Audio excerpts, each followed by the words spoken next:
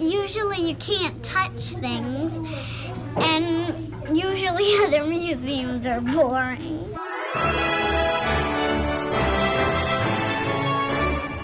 The museum was started last February by two South Florida ladies, one an art teacher, the other a businesswoman. Both wanted to give kids a museum where learning would be fun.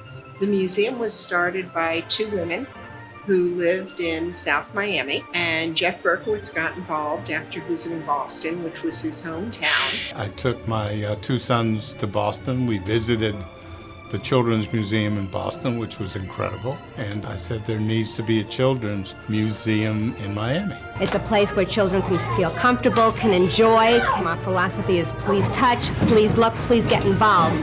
We had a couple of women who were visionaries who started a very, very small youth museum. He worked with Barbara Zollman and Denise Glasser to start a children's museum.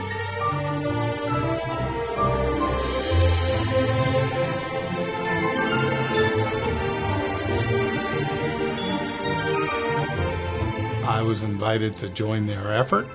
I went out and I recruited Alan Potemkin and raised the first several $1 million. Jeffrey conceived of taking the Children's Museum, which 40 years ago was an afterthought in a very small temporary place, and moving that to a larger facility so they could better serve the community.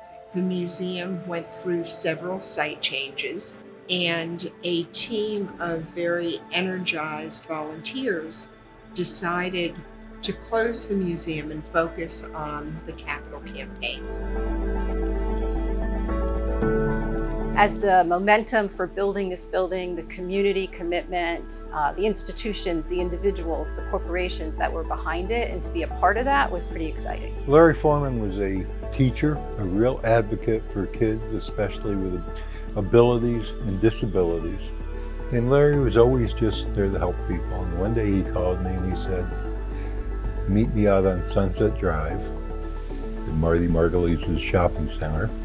We're going to do the Children's Museum. Around that time, Dick Lampin came back to Miami. So Larry was the glue that helped put us all together. Adolfo Henriquez came on board as our capital campaign chairman.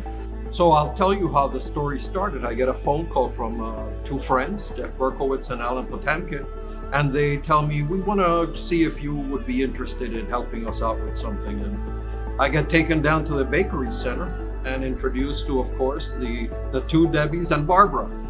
So the first thing that we did was started trying to figure out how we raised enough money to be able to build a building, while at the same time starting to identify different places where you could actually locate it.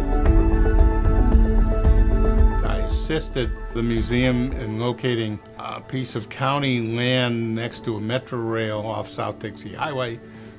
That was going to be made available for the museum. That ran into public opposition. Jeffrey then, again, went to bat, conceived of this location, conceived of getting with politicians, convincing them to do this. I got involved with the museum in about 2000, 2001 when they were looking for a home, and working with the city of Miami, we were able to get approval for the Children's Museum to come to Watson Island. You know, all things in Miami are political, but we managed to work through it. I think at $1 a year, we got a fair rate for leasing the property. And it was sort of a contentious time where the museum would be located. And the last moment, one of the city commissioners said, hey, would you like to be on Watson Island? Well, it was a decision that had to be made, and I made the motion and it was passed, and I'm very glad I did. I think the 40 years, what they have accomplished in this museum, Children's Museum, it's great. We have to be very proud of it.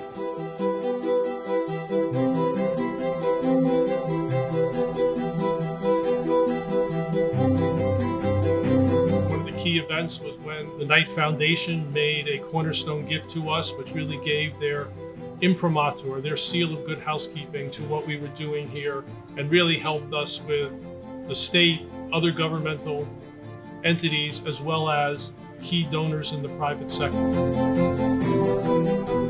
As you walk around the museum, you'll see there's the village, the kids' village, where you can see there's a bank, there's a grocery store. And so for each of those exhibits, there was a corporate donor behind that. It was a very long, difficult process. Luckily, we had the stalwart support of Alan and Claudia Potamkin. Usually success has many fathers and failure dies an orphan. In this case, success has one father, Berkowitz.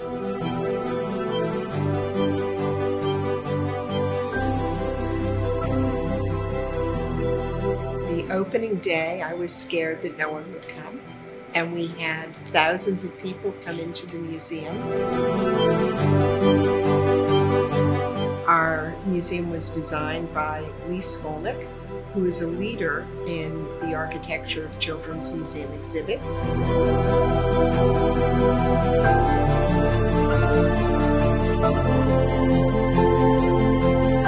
What really has been just special about this is that the museum's been just a shining beacon on this island for 20 years. This has been something that's been a jewel of the island and really a gateway into the city. Maurice Ferre was my father. He was mayor of Miami from 1973 to 1985. He had a huge vision for Miami, and he felt that having great institutions in the center of Miami was very important. I'm very happy that the Children's Museum is here on Watson Island. So we did a 38,000 square foot museum as part of a 50,000 foot building and had 12,000 of closet until Debbie came up with the idea of making it into a charter school. We're the only children's museum in the country that has an operational charter school. Charter school's been an important component. It wasn't something that perhaps initially we conceived of. We didn't even know initially whether we could do it. And we're really proud of what the charter school does and what role it fills in the community as an A school.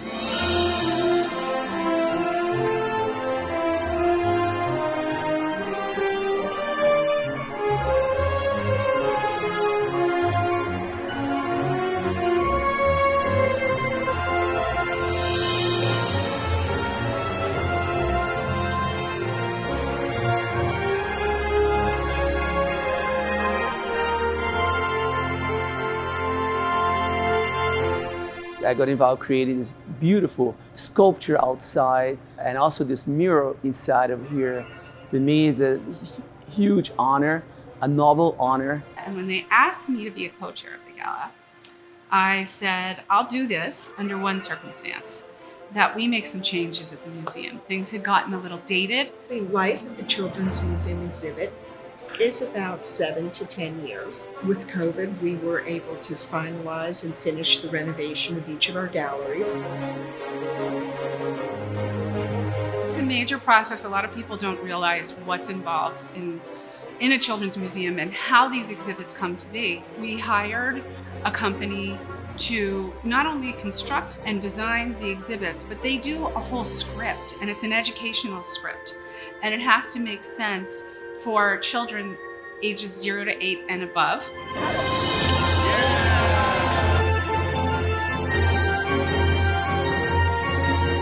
We have exhibits that travel across the country. We have created a traveling exhibit program. It started with The Wizard of Oz, which was a dream. We went to the board, and I was, I think, instrumental in helping the board understand that we could leverage our expertise and make an investment in something that would continue to generate revenue over the years for the museum, and it has. It's been very successful, and we've done it on a repetitive basis.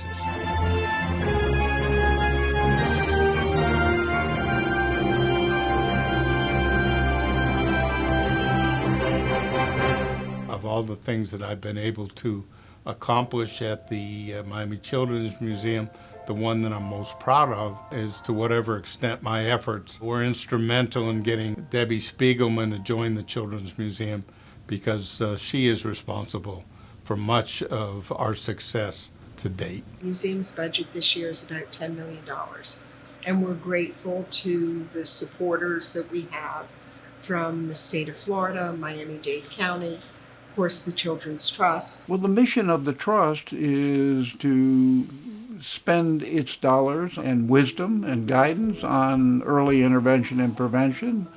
It believes all children should have a chance to fulfill their potential. That seems to me the mission of the Children's Museum. We're at 5 elementary schools providing wonderful after-school programming that's enriched with music and arts, literacy, and we really work on so many of the subjects that aren't taught in schools today.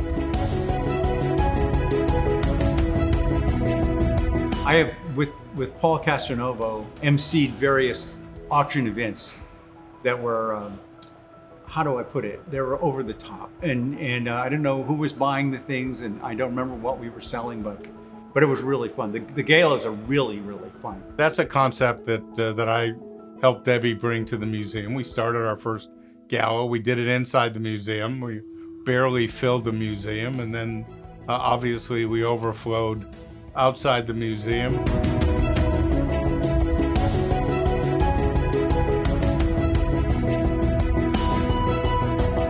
We've gotten through the COVID and through the pandemic, and the museum is in a stronger position than it's ever been before. The entire board and entire executive committee really have a lot to be proud of, and we're planning for the future.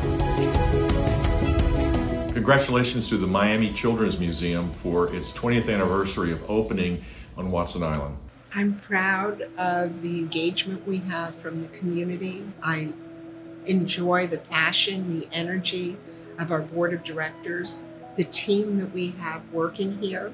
My takeaway is that this is as a parent, as a grandparent, the finest form of subtle education that a parent can enjoy with the child. The museum is highly visible to anybody who travels to or from Miami Beach, to anybody who visits from all over the world. It's a unique and compelling experience, and I'm very proud to have had the opportunity to play a small role in what has become an enormous success story in Miami's Children's Museum.